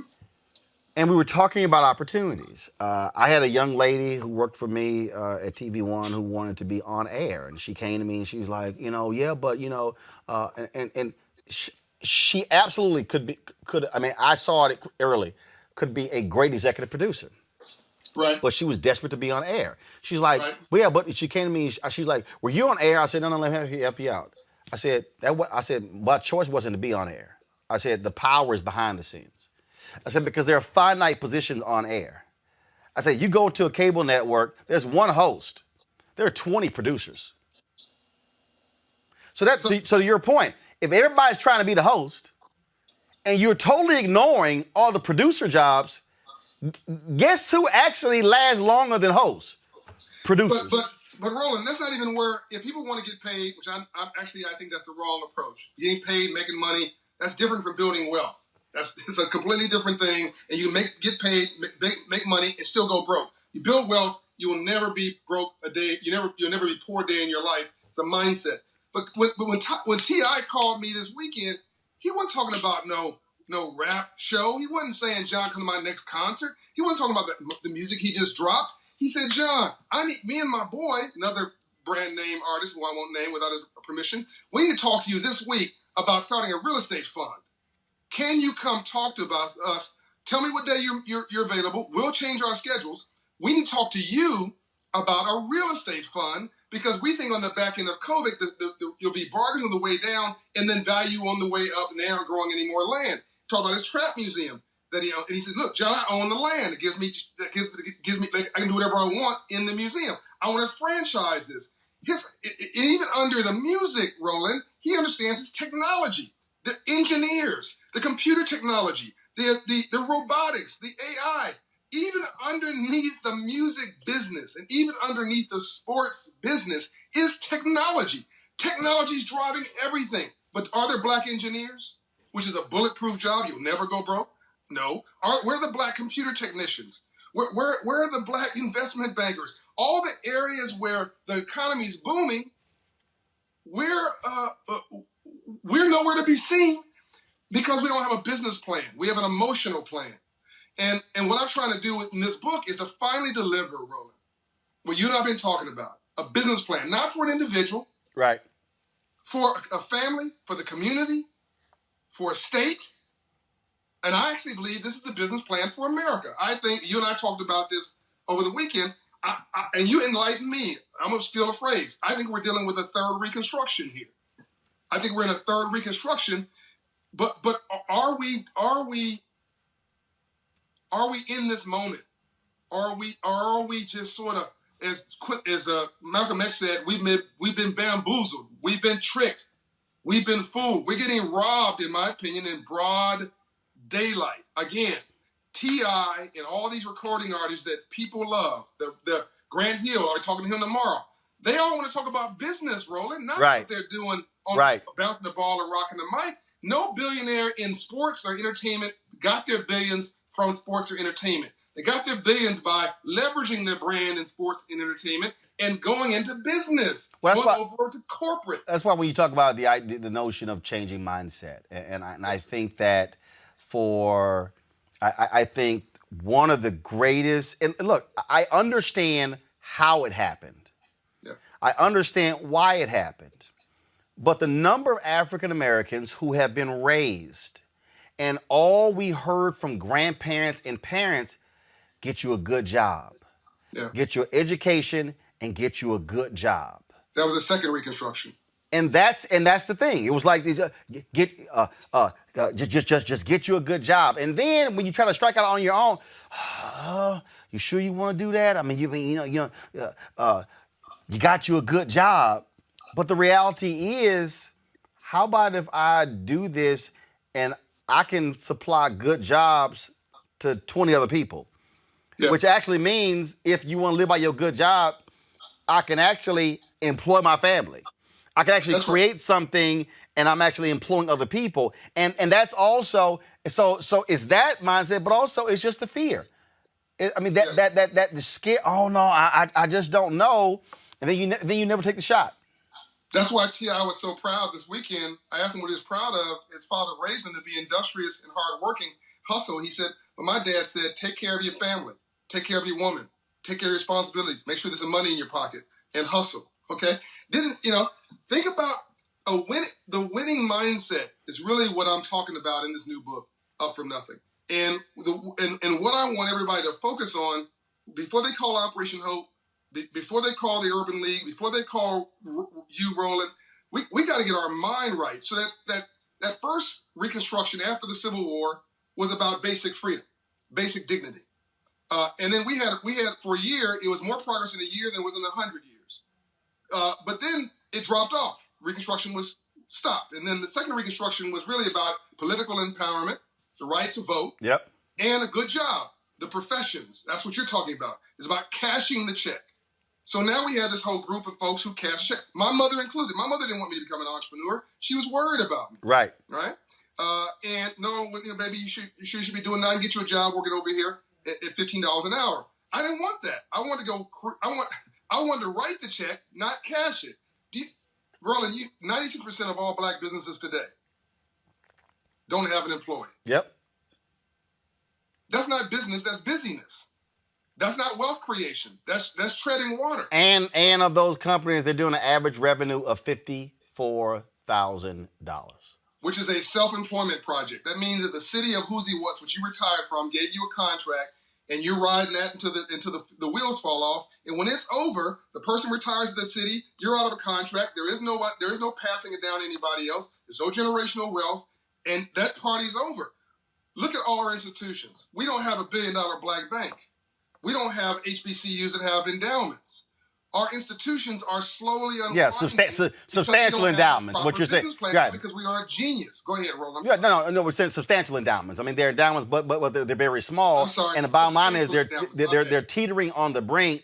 And when you talk about big endowments, you're only talking about 3 schools: Spelman Morehouse, Howard. You can throw in some other ones, but then what ends up happening is, then you compare them to other schools. It's not even a conversation. And I just think that when you talk about, again, the piece of mindset, because what everybody who's listening and who's watching have to understand is that before you can even make that leap, you have to actually make it right here. I will never forget, John. I'll never forget June of 2018, sitting on the phone with my agent, my fraternity brother, and he was just saying, he's like, look, TV One is putting this on the table. Let's just take the deal. And I was like, no, because if I take that deal, I can't do anything else with any other black media company. I said, so what if somebody comes along and they acquire Ebony, or somebody comes along and they buy this, or they launch this, and they want me to partner? I can't do it. I said, because of the contract. I said, so I don't care what you negotiate, I'm not going to take the deal. And I said, I bet on me. I said, you know what? I know I can make this successful. I know I can build this and grow this. I know it's not going to be easy, and it wasn't easy. I know I'm going to have to dip into savings and shift my speaking money to pay staff if it's short, but I believe we can build it. We triple revenue in year 2. Yep. We're looking at, but again, again, building it, staff has never been paid a day late. Yep. I don't know many startups can actually, definitely I don't know how many black startups can actually say they've never paid their staff late one day. But it had to be here first before I could say no. Roland, if you had an investor group backing you, they would have got an incredible return on investment in 2 years because of the model that you created. You created a good business, but you had to believe in yourself. A winner. Again, it's about mindset. I'm pounding this in this book up from nothing. Mindset. A winner believed they were a winner before they won anything. When I was 9 years old, I tried to get similar to your story about the radio negotiations. I tried to go to the liquor store owner, Mr. Mack, in my neighborhood in Compton. You're selling the wrong kind of candy. Go away, little boy. I've got to know what I'm doing. You're selling the wrong kind of candy. Come work for me and sell candy for me. No, I don't want to do that. So I said, look, I'm trying to give you need 2 things. You need a software upgrade on how you're selling candy, and you need a little competition to get your attention. He ignored my idea about the software upgrade, about the advice of how to do it better, so I decided to give him competition. So I went to go work for him for 3 weeks, learn out where he bought the candy, worked at his worst job he had as a box boy. He paid me for research. I quit. 3 weeks later, I opened up the neighborhood candy house and put him out of business at 10 years old. What did that do for my self-esteem, for my confidence, for my belief in myself? I'm an entrepreneur today because of that early experience where I banked on me. And I now employ hundreds of people, and hopefully I will now employ thousands of people. And all the people who told me, go get rich, go get paid, make this easy money, be a salesman, be a broker, basically be a performer for somebody else's product. I'm like, that's all good. I'm sure somebody's talented in that regard. I'm not a rapper because I hate rapping. I love rapping. It's not my talent. I'm not a basketball player. It's not my talent. I'm a professional athlete up here. You're a professional athlete up here. And we're exhausted every day because we're using this like a professional athlete. But I built the largest nonprofit financial inclusion organization in America, Operation Hope, and the largest for-profit owner of single-family rental homes in America, the Promise Homes Company, $110 million today, one of the top 100 businesses in America, Black-owned business in America, in 3 years, Roland. Mm-hmm. That last one, in 3 years. And I'm doing it part-time because I refuse to listen to the naysayers and the haters and people saying you can't do it and society saying, oh, racism is going to keep you from it. No, I'm over to round it through it. I'm going to get to it. When I get up in the morning, the devil says, oh, crap, he's up. Same with you. It's all my mindset. Folks, show the book again.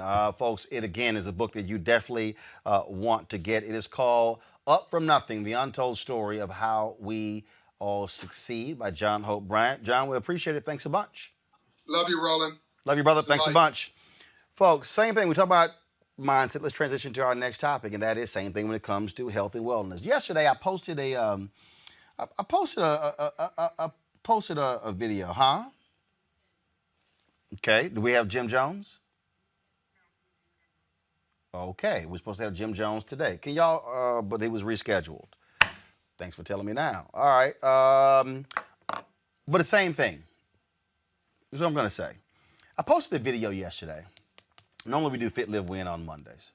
I posted a video yesterday and a brother goes, oh, you need to get your heart rate up. So what I did was I posted it because I was watching television for an hour. And I said, you know what, if I'm going to watch TV, let me just go ahead and just put the treadmill on 2.0, and I'm just going to walk for an hour on the treadmill while I watch TV. So this brother tells me I need to get my heart rate up. I should be exerting more. I was like, dude, I posted that because the point was to get people moving. The point was don't just watch TV sitting on the couch, moving. And so he was going through this whole thing. And I'm going, what are you doing? I said, and so Jim jumped on. We're going to have with Jim on because we're going to talk about this whole deal. How, same thing mindset. That versus me saying, I'm just going to watch this movie sitting on the couch. I chose to watch the movie while walking on the treadmill. It doesn't matter if I was walking slowly. It doesn't matter if I wasn't sitting here pumping hard. The point is I was moving and I'm actually expending more calories doing that than I would be if I was actually on the treadmill. So what John is saying is the exact same thing. So whether we're talking about getting health, whether we're talking about changing our diet, about anything else, it is about how we think and how this operates, how this works. And I think for a lot of us, we need to have that change of mindset. That's how we have this show. That's why this show was actually launched, because in late 2017, I knew Tom Joyner was retiring at the end of 2019. I said, we need to make sure that we have a platform that specifically speaks to Black people. So when the 2020 election comes around, we are in position to be able to have an impact. Saw it then. Literally saw it 3 years before. And so that's why we have Roland Martin Unfiltered. That's why we are building this. We want your support to help us do that. Join our Bring the Funk fan club. Of course, every dollar you give goes to support this show. You can join by, of course, joining our Bring the Funk fan club. More than 13,000 people have actually joined. Cash App, $RM Unfiltered. PayPal.me/R Martin Unfiltered. Venmo.com/RM Unfiltered. You can send a money order to New Vision Media, NU Vision Media, Inc., 1625 K Street Northwest, Suite 400, Washington, D.C., 2006. All those people who give $50 or more, I will give a personal shout out. I'll read those names off on the show tomorrow. If you're on YouTube, you can give right there. Nearly 5,000 of you right there. You can give right there on YouTube to support this show. We got gear you can also purchase as well. Bottom line, folks, this is about us being able to speak to our issues right here on the show. I will see you guys tomorrow. Have a good Monday. Joe Biden's having a town hall on NBC. Check it out with Lester Holt. We'll be checking it out as well. And don't forget, go to vote.org or iwillvote.com to make sure you are registered. We have to hashtag Fire Trump in November. he got to go.